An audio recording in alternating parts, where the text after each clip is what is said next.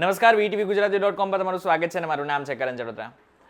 આજકાલ દરેક ખેડૂતને એક ચિંતા હોય છે કે વાવણી આખરે કરવાની છે ક્યારે. આની સાથે સાથે એમને એ પણ ચિંતા હોય છે કે આ વખતે ગુજરાતમાં ચોમાસું કેવું જશે.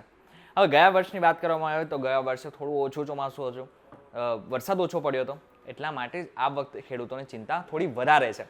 આજના વિડીયોમાં હું તમને એ તો જણાવીશ કે આખરે ખેડૂતોને ક્યારે વાવણી કરવી જોઈએ, એની સાથે સાથે હું તમને એ પણ જણાવી દઈશ કે ચોમાસું ગુજરાતમાં કેવું રહેશે.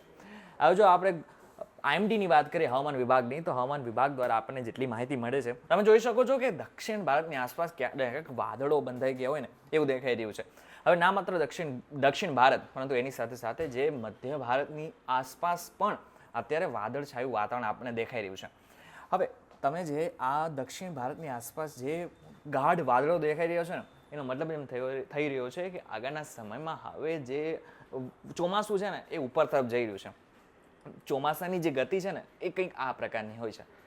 ધીરે ધીરે ધીરે જે ચોમાસું છે ને ઉપર જતું જાય છે. એટલે કે મુંબઈમાં 8 થી 10 જૂનની આસપાસ ચોમાસું બેસી જશે. હવે જો ગુજરાતની વાત કરવામાં આવે ને તો ગુજરાતમાં આવનારા સમયમાં ક્યારે ચોમાસું બેસશે તેની વાત કરેલી. હવે હવામાન વિભાગ દર વર્ષે એક માહિતી આપને આપતું હોય છે કે આખરે ધીરે ધીરે ચોમાસું કઈ દિશામાં આગળ વધે છે. હવે એના માટે આઈએમડી આપણને એક માહિતી આપે છે. હવે આ માહિતી શું છે તેની વાત કરી લઈએ. હવે તમને જે મેપ દેખાઈ રહ્યો છે ને એ મેપ શું બતાવે છે? હવે મેપ દેખાય છે પવનની દિશા અને એની સાથે સાથે ચોમાસું કઈ રીતના આગળ વધે છે તેની વાત બતાવી રહ્યું છે. આ બાજુ બંગાળની ખાડી છે તો આ બાજુ અરબી સમુદ્ર છે. હવે 1 જૂનની આસપાસ તમે જોઈ શકો છો કે અહીં કેરળની આસપાસ ચોમાસું બેસવાનું હતું, એ બેસી ગયું છે આગળના સમયમાં. હવે 5 જૂને દક્ષિણ ભારતના કેટલાક રાજ્યોમાં આ ચોમાસું બેસવાનું હતું, એ પણ લગભગ 4 થી 5 જૂનની આસપાસ બેસી ગયું છે. હવે એ બાદ વારો આવશે 10 જૂનનો. હવે જો મહારાષ્ટ્ર અને મુંબઈમાં ખાસ કરીને વાત કરવામાં આવે તો 10 જૂનની આસપાસ હવે આ વખતે ચોમાસું બેસવાની શરૂઆત થવાની હતી. પરંતુ જો આઈએમડીનું માનીએ તો લગભગ 6 થી 7 જૂન અને અથવા તો 8 જૂનની આસપાસ મુંબઈમાં પણ વરસાદની શરૂઆત થઈ જશે. એ બાબતે જોવા જઈએ તો ગુજરાતમાં લગભગ 15 જૂનની આસપાસ દક્ષિણ ગુજરાતમાં વરસાદની શરૂઆત થઈ જશે. આ બાદ 20 જૂન સુધીમાં મધ્ય ગુજરાત, આ બાદ 25 જૂન સુધીમાં મધ્ય ગુજરાતની સાથે સાથે સૌરાષ્ટ્રમાં પણ વરસાદની શરૂઆત થઈ જશે. 30 જૂન સુધીમાં લગભગ આખા ગુજરાતને આ ચોમાસું કવર કરી લેશે. હવે આજકાલમાં ક્યારે વરસાદ આવવાનો છે ગુજરાતમાં, કારણ કે પ્રી મોન્સૂન એક્ટિવિટી તો શરૂઆત થઈ ગઈ છે, એના કારણે ગુજરાતના કેટલાક ભાગોમાં વરસાદની શરૂઆત થઈ જશે. હવે આ વરસાદ કેવો હશે તેની વાત કરી લઈએ. વરસાદ સામાન્ય વરસાદ હશે, એવું નહીં હોય કે પૂર આવી ગયું કે વધારે પડતો વરસાદ આવી ગયા, નાણાં ભરાઈ ગયા, એવું કશું જ નથી થવાનું. પરંતુ હા, સામાન્ય એવો વરસાદ પડી શકે છે જેની ધ્યાન તમારે હોવી છે. એટલા માટે હવે વિંડીથી જોઈ લઈએ કે આપણે આખરે વરસાદ કઈ જગ્યા ઉપર પડી રહ્યો છે ને આવનારા સમયમાં કેટલા દિવસોમાં ક્યાં વરસાદ પડશે. હવે તમે જોઈ શકો છો કે દક્ષિણ ગુજરાત અને ખાસ કરીને મુંબઈના કેટલાક ભાગોમાં અત્યારે આપણને વાદળછાયું વાતાવરણ દેખાઈ રહ્યું છે. હવે વાદળછાયા વાતાવરણની વચ્ચે કેટલાક ભાગોમાં વરસાદ આવી શકે છે. જો આપણે દક્ષિણ ગુજરાતની વાત કરીએ તો દક્ષિણ ગુજરાતના કેટલાક ભાગ છે, જેમ કે ભરૂચ છે, આની સાથે સાથે ડેડિયાપાડા, જેટલા પણ આદિવાસી વિસ્તાર છે એ વિસ્તારોમાં પણ હાલ વરસાદ થવાની શક્યતાઓ છે. ભરૂચ છે, કોસંબા છે, દહેજ છે, જાંબુસર છે, કરજણ છે, વડોદરા છે, વડોદરાની સાથે સાથે બોડેલી છે, તંખાળા છે, ડેડિયાપાડા, ઉમરપાલા છે, ખાપર છે, આ બધા જ વિસ્તારોમાં, આની સાથે સાથે છોટાઉદેપુર છે, થોડું ઉપર જઈએ તો ચંપાનેરમાં પણ થોડો વરસાદ થવાની શક્યતાઓ છે. હું આજની વાત કરી રહ્યો છું, એટલે કે 8 તારીખની વાત કરી રહ્યો છું. 8 તારીખ અને 9 તારીખ, આ 2 તારીખની વચ્ચે કદાચ આ દક્ષિણ ગુજરાતમાં ક્યાંક છૂટો છવાયો વરસાદ પડશે. હવે જો આજની વાત કરવામાં આવે તો આજે પણ સુરત અને વલસાડમાં ક્યાંક ક્યાંક ઝાપટા પડ્યા છે. હવે જો એ બાબતે વાત કરવામાં આવે તો આગળના સમયમાં પણ વરસાદ થાય તેવી શક્યતાઓ છે. જો આપણે જેમ હવે આગળ દિવસ આગળ વધતો જશે એમ 9 તારીખની આપણે વાત કરી લઈએ તો 9 તારીખે પણ દક્ષિણ ગુજરાતમાં જો રાજપીપળા છે, બોડેલી છે, દહેગામ છે, આ બધા વિસ્તારોમાં ક્યાંક ને ક્યાંક વરસાદ પડે તેવી શક્યતાઓ છે. 9 અને પછી 10 તારીખની વાત કરીએ, 10 તારીખ સુધીમાં, 10 તારીખ પછી ક્યાંક ને ક્યાંક છૂટો છવાયો વરસાદ પડે તેવી શક્યતાઓ હોય છે, પરંતુ એટલો બધો નહીં પડે. પરંતુ આ 8 અને 9, 2 તારીખ એવી છે કે જ્યાં વરસાદ પડી શકે છે.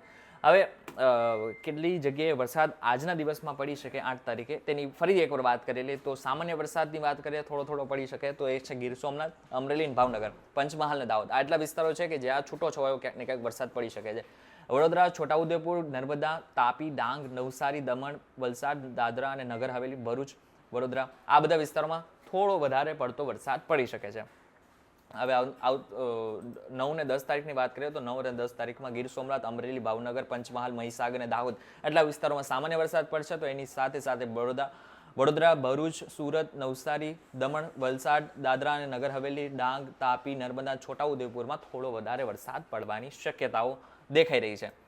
આગળના સમયમાં એ જ રીતના 11 તારીખે પણ આટલા જેટલા મેં અગાઉ વિસ્તારની વાત કરી તેટલા વિસ્તારોમાં આવનારા સમયમાં વરસાદ પડી શકે છે.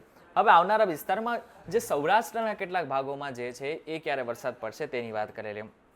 જો આવનારા થોડા સમયની વાત કરીને તો લગભગ આ 2 દિવસની અંદર લગભગ જે એક સૌરાષ્ટ્રનો ગોંડલ રાજકોટ વાળો જે વિસ્તાર છે ને એ ગોંડલ રાજકોટ વાળા વિસ્તારોમાં ક્યાંક ને ક્યાંક વરસાદ પડશે. હવે ગોંડલ રાજકોટના કેટલાક વિસ્તાર તો ગોંડલ, જેતપુર, બગસરા, ધારી, કંડલા, બાબરા, અમરેલી, જસદણ, બોટાદ, થાનગઢ, વિસાવદર છે, જુનાગઢ છે, ઉપલેટા છે, આ બાદ કાલાવડ છે, ધ્રોલ છે, જામનગર છે, લાલપુર છે, એટલા બધા વિસ્તારોમાં છૂટો છવાયો વરસાદ પડવાની શક્યતાઓ છે.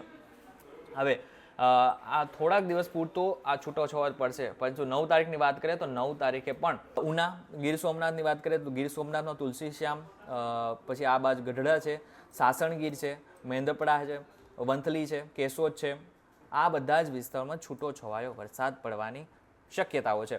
હવે 10 તારીખની વાત કરીએ તો 10 તારીખમાં પણ લગભગ જેટલા પણ કોસ્ટલ એરિયા છે ત્યાં પણ છૂટો છવાયો વરસાદ પડે તેવી શક્યતાઓ છે. 10 તારીખ સુધીમાં ક્યાંક કોસ્ટલ એરિયામાં છૂટો છવાયો વરસાદ પડવાની શક્યતાઓ છે. ત્યારે આ બાબતને લઈને તમારું શું કહેવું છે અમને કોમેન્ટ કરીને ચોક્કસથી કહેજો. વિડીયો થકી જો તમને કોઈ ઇન્ફોર્મેશન મળી હોય તો વિડીયોને લાઈક અને શેર જરૂરથી કરજો. તથા આવા જ ઇન્ફોર્મેટિવ વિડીયોઝ માટે vtvgujarati.com સાથે જોડાયેલા રહેજો. અને હા, એક મહત્વની વાત, અમારી વોટ્સઅપ ચેનલ પણ છે કે જેમાં અમે તાજેતરના બધા જ અપડેટ આપતા રહેતા હોય છે હવામાનના પણ. એટલા માટે જો તમારે અમારી વોટ્સઅપ ચેનલ સાથે જોડાવવું હોય ને તો એની લિંક મેં ડિસ્ક્રિપ્શનમાં આપેલી છે, ત્યાંથી તમે ડાયરેક્ટ અમારી વોટ્સઅપ ચેનલ સાથે જોડાઈ શકો છો. ફરી મળીશું એક નવા વિડીયો સાથે, એક નવા કોન્સેપ્ટ સાથે. ત્યાં સુધી મને રજા આપો. નમસ્કાર.